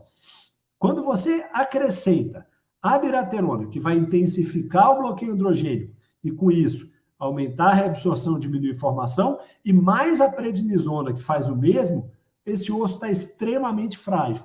E aí o tiro de misericórdia é fazer o rádio. Você faz o rádio num osso que está absolutamente desgastado por tudo isso, e esse osso, em última instância, vai quebrar. Então, o problema do rádio 223 nesse contexto foi a falta de prevenção óssea. A gente aprendeu isso, graças a Deus. A gente tem um estudo PIS-3, que a gente do LACOG está até recrutando aqui no Brasil, em uma parceria com o IORTC, mas estudo com enzalutamida e rádio. O que eles fizeram? Depois que eles descobriram isso, eles fizeram um amendment nesse desenho, e foi obrigatório o uso de agente de proteção óssea pelo menos 6 semanas antes da entrada do estudo. Então, inicialmente, o agente de proteção óssea era só 40% dos pacientes que estavam recebendo, e a gente chegou a 90% depois dessa recomendação. E o que a gente viu? A introdução do agente de proteção óssea reduziu de forma sobremaneira qualquer evento ósseo. Só em quem estava recebendo rádio? Não. A gente consegue ver aqui que aquele paciente que estava usando só enzalutamida mais ADT, eles se beneficiaram também de forma absurda da incorporação de agente de proteção óssea. E essa resposta foi tão importante que a gente conseguiu, depois de 12 meses, zerar o número de fraturas nos pacientes que faziam agentes de proteção óssea. E essa foi a conclusão do estudo, que a incorporação desse agente de forma preventiva consegue fazer com que essa intervenção seja segura, a combinação de bloqueio androgênico e rádio 223. Então, rapidamente, lembretes para casa sobre o que a gente tem que fazer. Primeiro, rádio 223 é um agente para tratar doença óssea, que aumenta a sobrevida, é o único deles. Só trata doença no osso, a gente não vai tratar gânglio, não vai tratar víscera. Então, conhecendo a história natural da doença, que começa no osso, progride no osso e vai para a víscera, não faz sentido fazer chofigo lá na frente, porque esse paciente já vai ter um padrão de progressão extraósseo e aí perde-se o sentido. E a gente ainda não tem dados de eficácia da combinação de chofigo com antiandrogênicos de nova geração. A gente tem já no PIS-3 dados de segurança, sim. Os agentes ósseos não melhoram a sobrevida, mas são fundamentais para que a gente garanta a segurança do tratamento com o chofigo e, em especial, também com agentes de nova geração. E lembrar sempre que rádio 223 e agente ósseo não são concorrentes, eles têm que estar juntos nessa caminhada. Bem, pessoal, é isso que eu tinha para dizer. Agradeço mais uma vez o convite de estar aqui, me coloco à disposição para qualquer pergunta. Obrigado.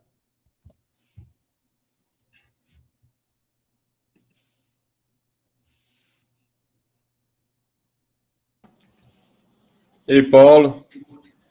Fala, Pedrão. Enquanto a gente aguarda ver se tem alguma pergunta aí da plateia, das pessoas que estão assistindo, queria te perguntar uma coisa, assim. Cada vez mais tem sido estimulado que nós, urologistas, né, tenhamos uma participação maior na condução desses pacientes com câncer de próstata avançado. E a gente sabe que o buraco é mais embaixo, porque simplesmente você ter a caneta ali e prescrever uma medicação. Quer dizer, esse paciente tem que ser abordado da maneira mais ampla. Acho que você chamou muita atenção, né, da questão dos eventos ósseos aí, que muitas vezes podem ser evitados e às vezes os pacientes não seguem os protocolos que já estão bem definidos para isso. Assim. Habitualmente, nós, urologistas, enfrentamos mais a situação do paciente hormônio sensível. Sim. Né? Então, eu queria que você falasse um pouco, assim, o que aquele colega que se dispõe a tratar, enfim, um paciente hormônio sensível, que tipo de cuidado ósseo que ele tem que ter, se essas medicações até então não vinham sendo utilizadas nesse cenário, assim, que pé que está isso e quais outros cuidados que a gente deve ter nessa orientação desses pacientes, bem do ponto de vista prático, como você tem colocado aí. Então, Pedrão, excelente pergunta, excelente colocação, na verdade. Assim, o pessoal às vezes pergunta, o urologista consegue manejar? Eu falei, claro que consegue. A questão é só querer, né? Porque grande parte dos colegas, às vezes, querem, mas não querem, por exemplo, ficar no consultório, orientando atividade física, orientando o uso de bifosfonado, colocando o paciente para ir para musculação, fazendo abordagem nutricional. Então, assim, eu vou te falar o que eu faço hoje na minha prática. Todo e qualquer paciente que vai começar um bloqueio androgênico, eu tenho um protocolo de acompanhamento com a nutricionista, onde a gente tem um protocolo, inclusive, nutricional específico. Inclusive, está submetido para a ASCO-GU do ano que vem o nosso protocolo, porque a gente conseguiu diminuir sarcopenia nesses pacientes através de protocolo nutricional. 100% dos pacientes são orientados à atividade física. E, além disso, eu faço de forma preventiva, pelo menos uma vez por ano, um ácido zoledrônico. Aqui a gente tem que fazer um parênteses. Então, o pessoal fala, está errado usar inibidor de osteólise em paciente com doença hormonossensível. Prova de título. Está errado? Não. Está errado quando você está achando que está mudando evento relacionado ao esqueleto. Você não diminui evento relacionado ao esqueleto com inibidor de osteólise na doença hormonossensível. O objetivo aqui é outro, é manutenção de massa óssea. E aí, como eu mostrei aqui, a gente tem estudos realizados com drogas a cada 3 meses, a cada 6 meses ou a cada ano. Nem sempre o plano de saúde quer pagar, e às vezes o que eu faço é conversar com o paciente. Por quê? Ele pode fazer bifosfonado oral? Pode.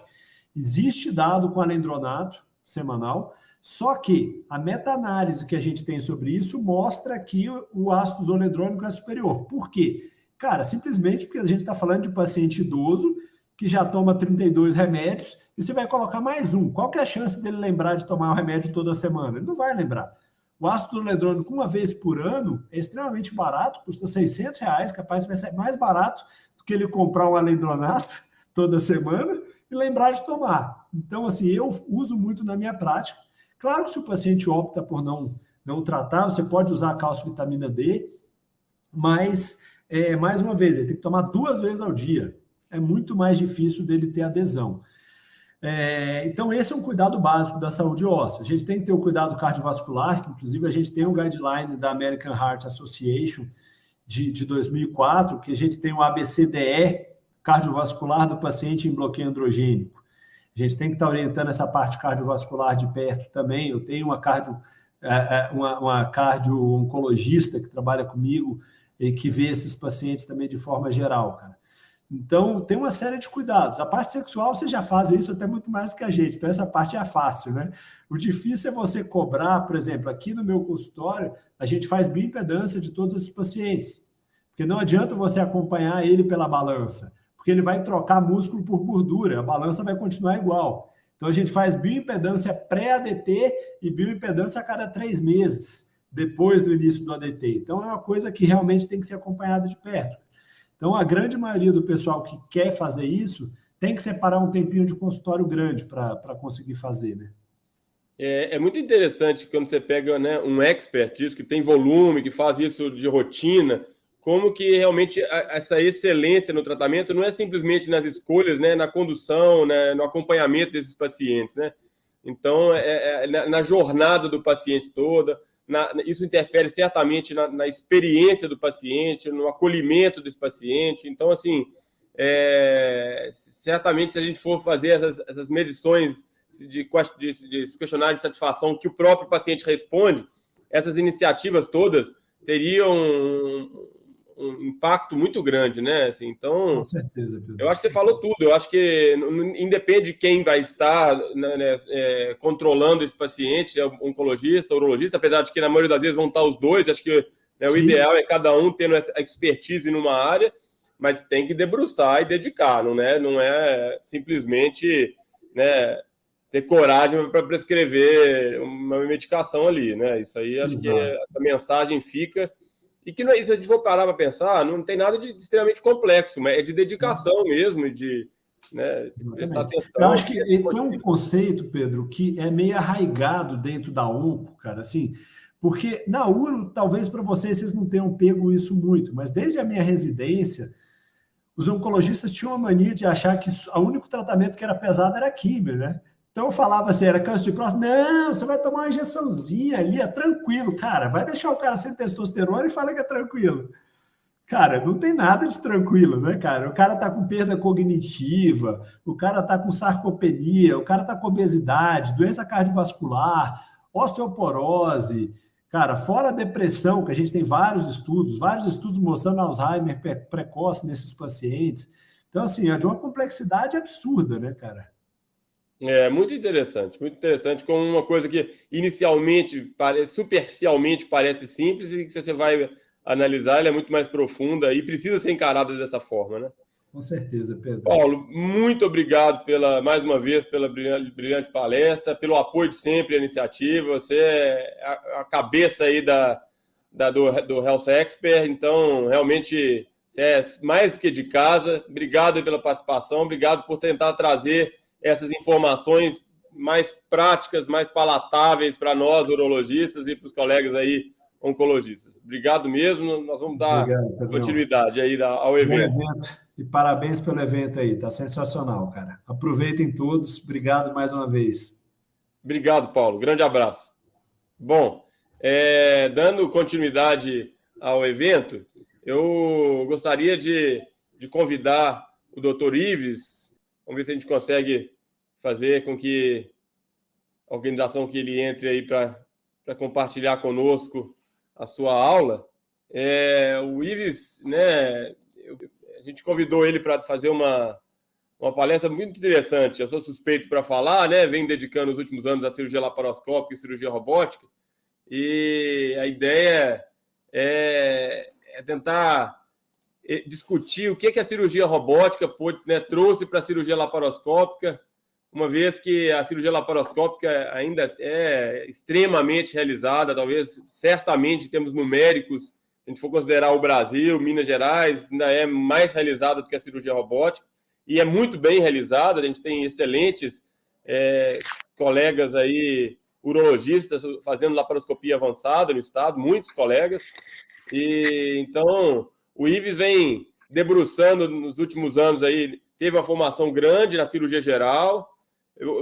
O Ives bateu o recorde da formação. Acho que a formação mais longa que eu conheço de um urologista, mais completa, né? Muitos anos de formação na cirurgia geral, um excelente cirurgião.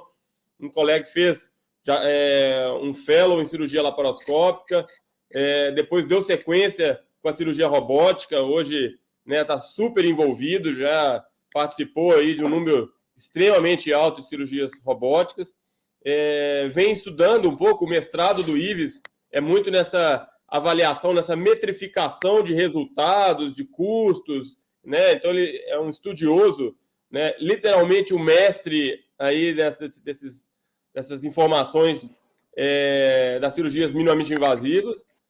Então, Ives, muito obrigado pela participação. A palavra é sua aí. Grande abraço. Boa noite a todos. Vocês estão me ouvindo aí, Pedro?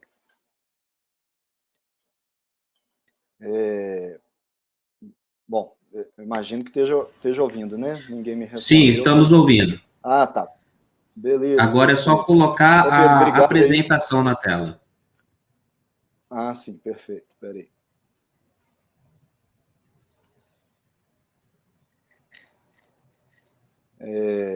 Tá tudo certo aí? Alguém pode me dar o feedback? Não, não estamos vendo. Descompartilhe a tela, por favor. Espera aí.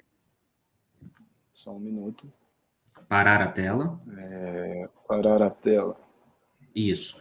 Agora, clique em compartilhar novamente. Lá embaixo, compartilhar tela. Compartilhar a tela, né? E aí, então, compartilhar a tela cheia, inteira. né? Isso. Tela inteira, tela cheia. Compartilhar.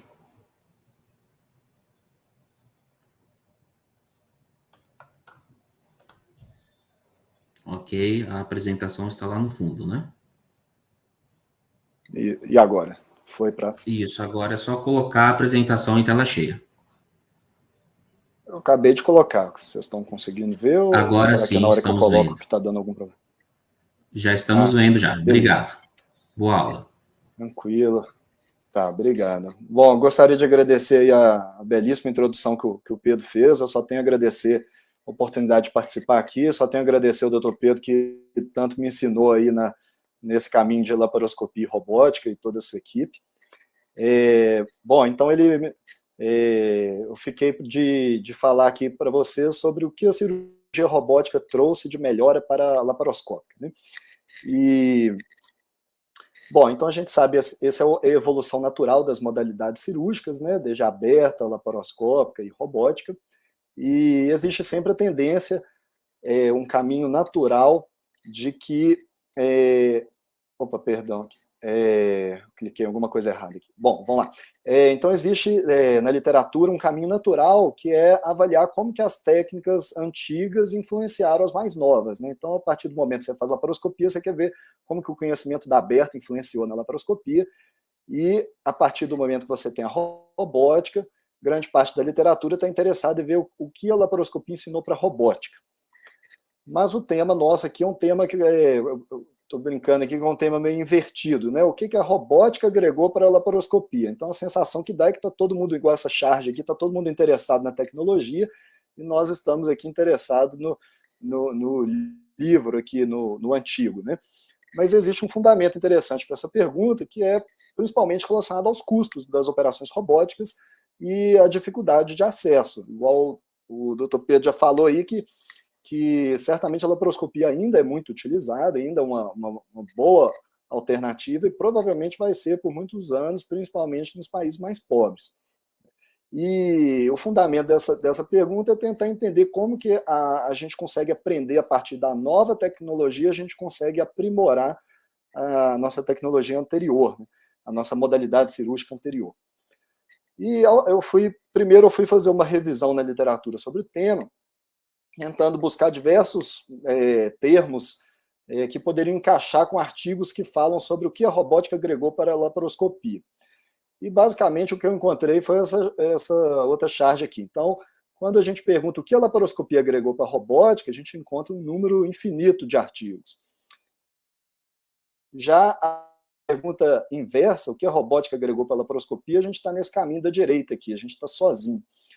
E, realmente, eu fiz uma pesquisa ampla, né? Talvez existam alguns outros artigos que eu possa não ter achado, mas o único artigo que eu achei assim, com um título que justificaria esse caminho, por coincidência, dos nossos colegas de São Paulo aqui, tem coautoria do Rafael Coelho, William Narras, do pessoal lá do ICESP, publicado na revista do International Brazilian Journal, em que eles avaliaram 2 cirurgiões que tinham experiência em robótica.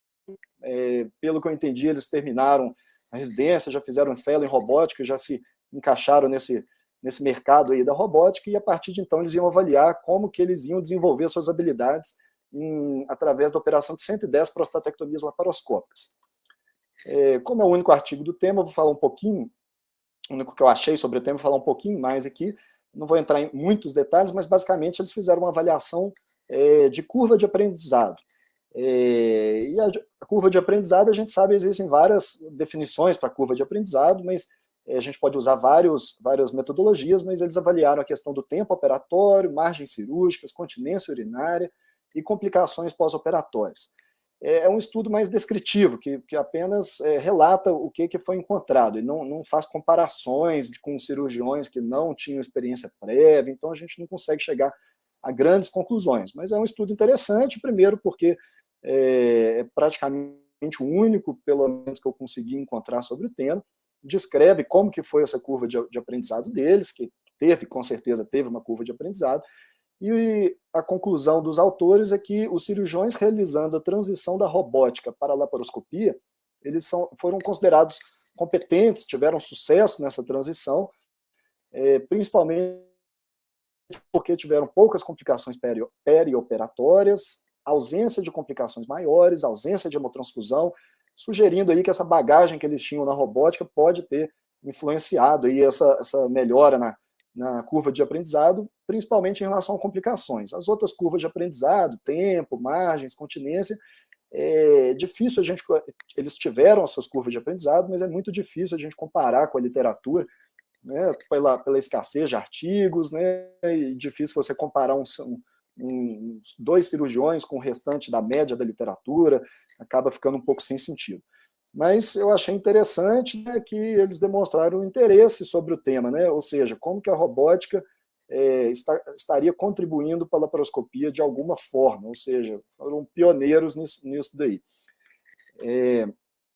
Bom, mas como a gente, do ponto de vista acadêmico, a gente não tem muito substrato para discutir esse tema, a gente acaba sendo uma discussão relativamente mais informal, essa aula um pouco mais light que essas outras que vocês estavam assistindo, menos técnica e mais das impressões de quem tem essa vivência dos dois lados, né?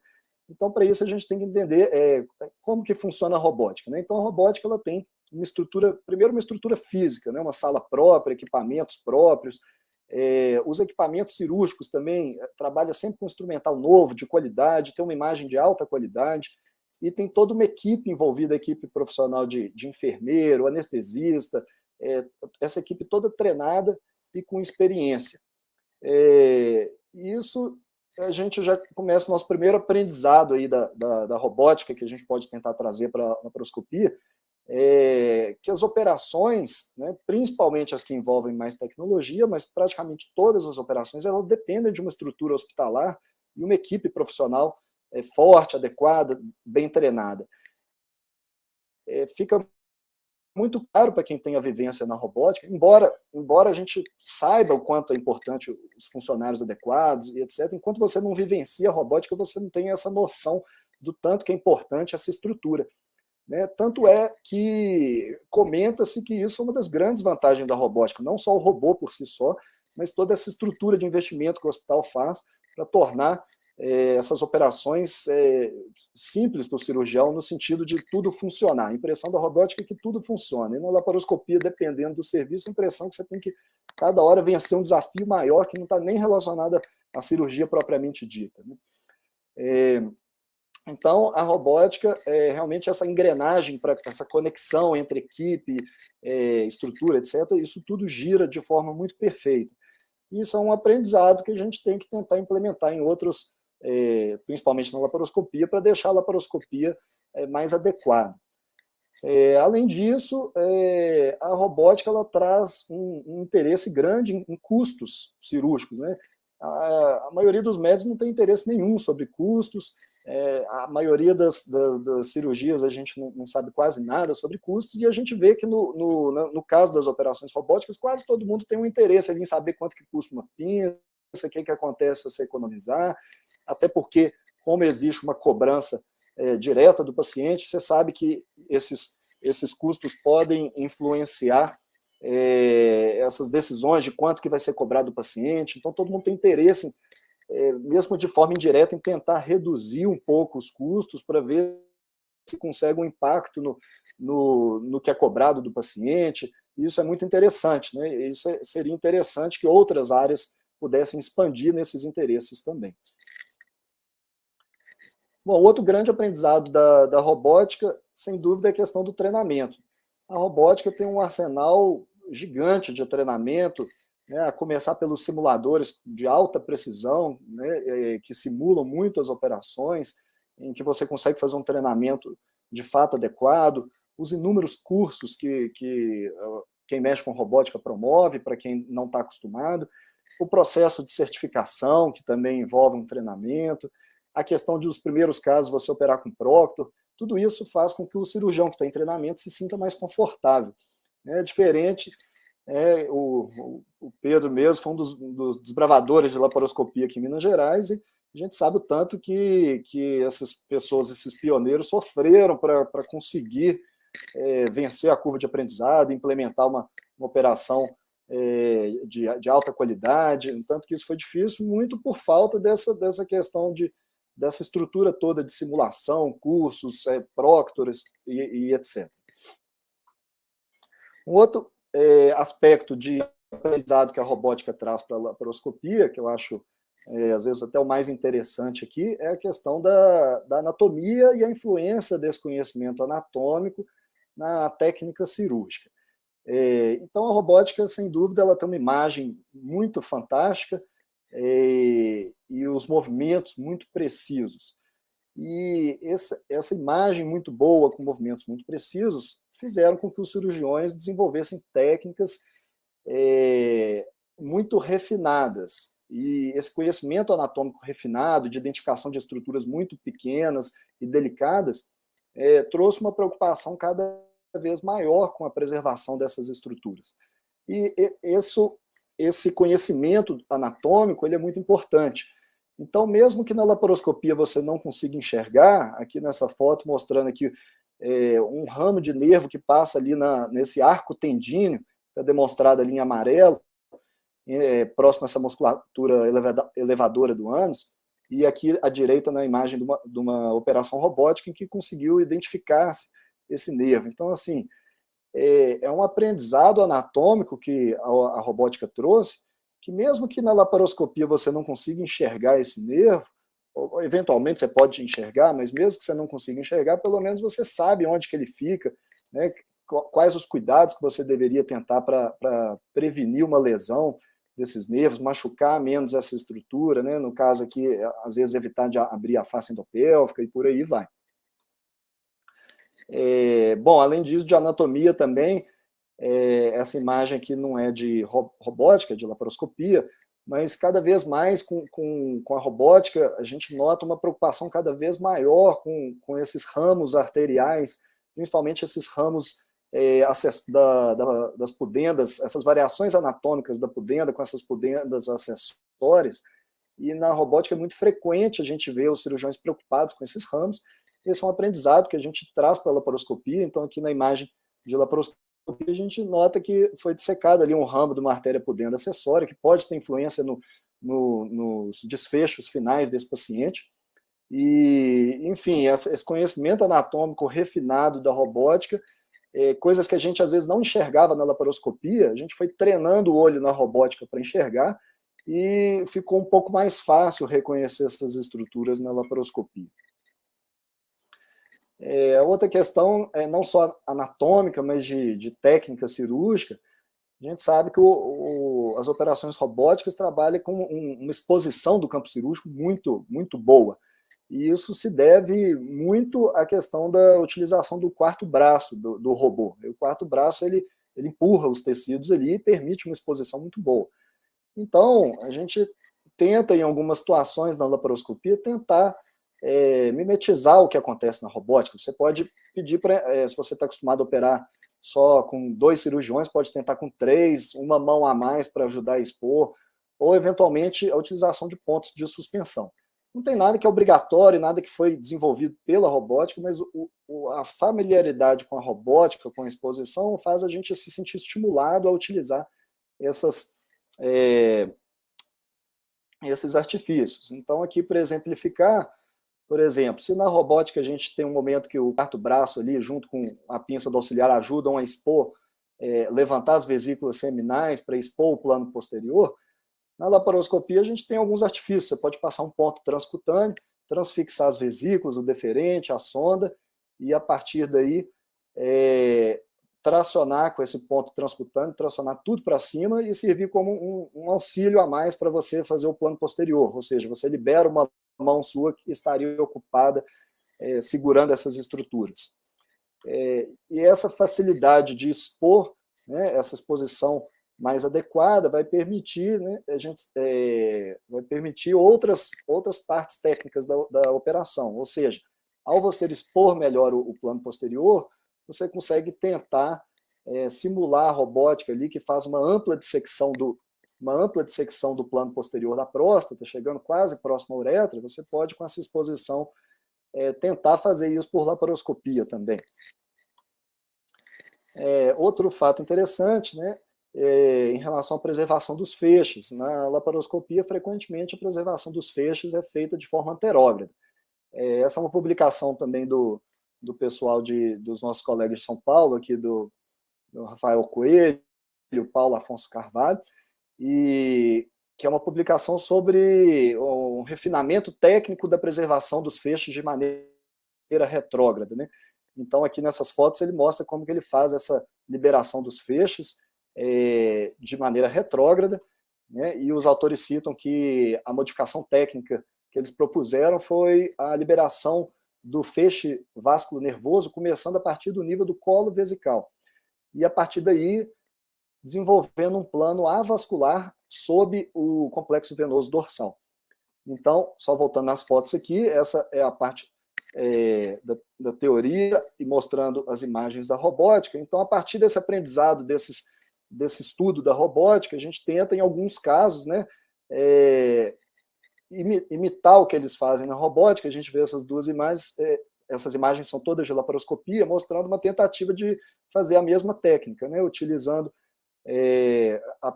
essa técnica de preservação retrógrada dos feixes, indo bem rente à próstata, e a partir daí você consegue muitas vezes liberar a próstata bem rente, não ficando aquele excesso de tecido gorduroso em volta que pode ter alguns ramos nervosos. E a partir daqui, nessa imagem, a gente nota como que essa liberação da próstata, desde a sua base, você consegue, através dessa técnica, essa liberação bem rente à próstata, desde a base, com a preservação muito ampla dos tecidos periprostáticos. Então, é algo que veio do estudo da robótica, da prática da robótica, em que, em alguns casos, em mãos experientes em laparoscopia, você tenta trazer essa técnica para poder implementar, e muitas vezes a gente consegue resultados bons na laparoscopia também. Só outros aspectos anatômicos, né? A preocupação cada vez maior, não que seja pela robótica, mas quanto mais a gente presencia a robótica, mais a gente vê aquela uretra bem dissecada, né? A gente sabe nessa imagem aqui mostrando como que existem algumas fibras periuretrais ali que podem ajudar na continência, elas chegam bem rente ao ápice da próstata. Então, na laparoscopia, a gente também estimulou a gente ter um cuidado cada vez maior com a uretra, a preservação de uma uretra cada vez mais longa, para tentar preservar ao máximo essas fibras e preservar mais a continência.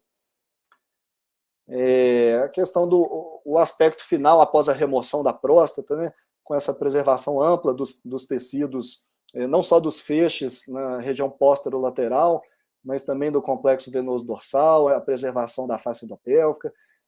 Enfim, não é nada obrigatório, mas é algo que, dependendo do caso, você pode tentar fazer, migrar essa técnica da robótica e tentar implementar isso em algumas operações laparoscópicas, desde que você se sinta seguro para tentar fazer isso. O desenvolvimento de outras técnicas, né, nesse caso aqui é uma prostatectomia para HPB, essa publicação aqui do Tobias Machado e do Ricardo Nishimoto, aqui, que é nosso colega de trabalho aqui em Belo Horizonte. Embora a publicação seja de robótica, essa foi uma técnica que eles desenvolveram a partir do interesse em que eles tinham em aprimorar a prostatectomia para HPB laparoscópica. Então, eles publicaram na robótica, mas atualmente é implementada na laparoscopia. Então, o que consiste isso? Então, a gente sabe que essa operação para HPB robótica, muitas vezes você, após a retirada do adenoma, existe uma técnica em que você faz uma anastomose completa da bexiga com a uretra.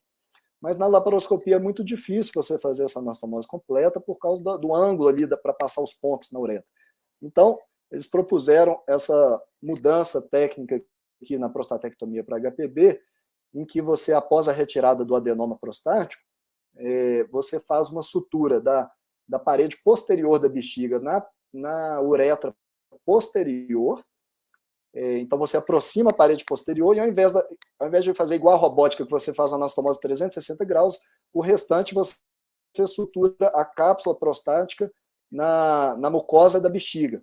Então, esse é o aspecto final, em que você tem você faz essa trigonização em túnel, né, que você aproxima a parede posterior. Você aproxima a parede posterior da bexiga da uretra posterior, e como fica difícil na laparoscopia você fazer essa anastomose 360 graus, você acaba suturando a cápsula da próstata na mucosa da bexiga, e com isso você elimina aquela área cruenta responsável pelo sangramento no pós-operatório, você tampona aquela área cruenta, depois você fecha a cápsula prostática, e isso acaba melhorando a questão de sangramento. Enfim, também não são técnicas obrigatórias, né? Mas são coisas que o interesse pelo que eles faziam na robótica levou a mudanças técnicas que poderiam ser aplicadas na laparoscopia com o intuito de melhorar esses desfechos. Bom, mas como mensagem final, então, o que a robótica agregou para a laparoscopia? Para mim, sem dúvida, todos nós já sabíamos que era importante ter uma estrutura adequada, mas após a vivência na robótica, a gente fica bem convicto da importância de uma estrutura adequada, né, para realizar as operações laparoscópicas. Isso envolve uma sala cirúrgica, uma equipe treinada e dedicada, a importância do aprendizado adequado com simuladores, treinamento com preceptores ou proctors, que muitas vezes na laparoscopia acaba sendo desprezado, né? Então, o robô mostra para a gente a importância de um treinamento adequado, como que o caminho fica menos tortuoso. Esse conhecimento anatômico que o robô trouxe para a gente realmente foi fantástico, e isso ajuda nas operações laparoscópicas, mesmo que você não consiga enxergar com aquela mesma precisão, pelo menos você sabe onde que as coisas ficam. E essa é o famoso sair da zona de conforto, né? A impressão é que a robótica chegou para elevar a barra, né? Ou seja, elevou o nível de dificuldade, estimulou quem faz laparoscopia, falou, não, peraí, se na robótica eles fazem desse jeito, eu também vou fazer algumas melhoras aqui para não ficar muito atrás. Então, a constante necessidade de aprimoramento da técnica laparoscópica. Bom, gostaria de agradecer, eu estou encerrando aqui a apresentação. Ives, muito obrigado pelos vários aspectos levantados aí. Só para aproveitar um pouco da sua expertise, você colocou aí, acho que você pontuou muito bem da importância dessa estrutura que o robô acabou, talvez até pelos valores envolvidos, né? A forma mais profissional que todo mundo enxerga isso, a equipe ser mais dedicada. Mas acho que tem uma das participantes da equipe que eu acho que eu gostaria de chamar a atenção e de perguntar como é que você enxerga isso, que é o papel da instrumentadora, assim, porque nós tivemos muito tempo, né, num hospital no Madre Teresa, desenvolvendo laparoscopia, e a gente tinha bons resultados, excelentes resultados, uma equipe unida, a instrumentadora já muito envolvida com a equipe, né, uma participação ativa. E às vezes eu saía lá do hospital e ia para outro hospital onde não tinha essa rotina, não tinha instrumentador, e meu tempo cirúrgico às vezes dobrava, assim, né, mostrando que não é só o cirurgião que é importante, assim. E como é que você vê isso, o papel da instrumentadora, que sugestão que você dá? Isso talvez valha não só também para a laparoscopia, para a robótica, você também que já participa aí de várias equipes de cirurgia robótica e às vezes com a instrumentadora que muda. Como é que qual que é a sugestão que você dá para essa figura que é a instrumentadora? Realmente você está coberto de razão. Assim, eu participei com você de inúmeras cirurgias com a nossa principal instrumentadora lá, e realmente a gente fica tão acostumado com ela que às vezes a gente não percebe a diferença que ela faz. A gente só percebe quando vem outra e a gente fala assim, não é possível, tem alguma coisa errada acontecendo. E realmente, talvez para um caso mais simples, não faça tanta diferença, mas quando você pega um caso mais complexo, a falta de experiência ali na manipulação, né, sempre contribui, essa falta de experiência da instrumentadora ali. Eu comecei a valorizar muito, porque agora, vira e mexe, acaba entrando em operações com alguns colegas que acabam utilizando outras instrumentadoras e realmente eu noto nitidamente a dificuldade a mais que algumas coisas que a gente achava que era bobagem acaba virando uma dificuldade mesmo. Eu acho que de recomendação que realmente a pessoa tem que estar muito acostumada e comprometida com aquele tipo de operação, né? Essa instrumentadora que a gente trabalha lá, ela ficou 10 anos envolvida com aquilo. Enfim, ela tem uma experiência enorme, ela sabe, até quando ela te vê dissecando, ela sabe se você está fazendo certo ou se está fazendo errado. Então, realmente, acho que é só com a dedicação e o tempo de sala ali mesmo, para a pessoa acostumar com aqueles movimentos e tornar a sua vida mais fácil. E na robótica, realmente, também faz diferença. A impressão que na laparoscopia a gente fica mais na mão ainda do que na robótica, assim, quando não tem a instrumentadora que está acostumada. Mas acho que é esse caminho mesmo, é ter uma instrumentadora fixa, ter uma relação de confiança, não desprezar o trabalho dessa pessoa, que muitas vezes é desprezado. Eu vejo muitos colegas que eu trabalho, que às vezes falta 2 horas para a cirurgia, eu falo, qual instrumentadora que vai vir? Nem sabe quem que vem, ou seja, são coisas que aí chega na hora a gente passa aperto à toa, realmente não justifica. Outro problema que a gente enfrenta é até a questão de remuneração, né? Porque, infelizmente, a maioria dos convênios não remuneram a instrumentadora, então fica a cargo do médico. A gente sabe que a gente enfrenta desafios com relação ao honorário médico, os convênios, enfim, e o que realmente poderia ser uma justificativa, mas, mais uma vez, acaba que isso tem uma repercussão muito grande. Sei que se a pessoa quer fazer cirurgia complexa, eu acho que tem que parar e pensar isso aí. Um outro ponto que eu queria te perguntar, Ives, assim, nessa transição da laparoscopia para o robô, a visão no robô é tridimensional. E a gente observa que não é simplesmente que a visão é melhor, ela é diferente, assim, as referências anatômicas são diferentes. Às vezes a gente até estranha um pouco quando a gente sai da laparoscopia, já está habituado e passa a ter uma visão que, como eu falei, não é só melhor, ela é diferente, é a visão tridimensional. Qual que é a sua impressão? Eu tive uma experiência muito pequena com a laparoscopia 3D. Você acha que seria... Né, hoje a gente tem essas laparoscopias com monitor 4K, de repente começa a aproximar um pouco essa melhoria da imagem que o robô trouxe, também tem acontecido na laparoscopia. Você acha que tem um papel aí para essa laparoscopia 3D?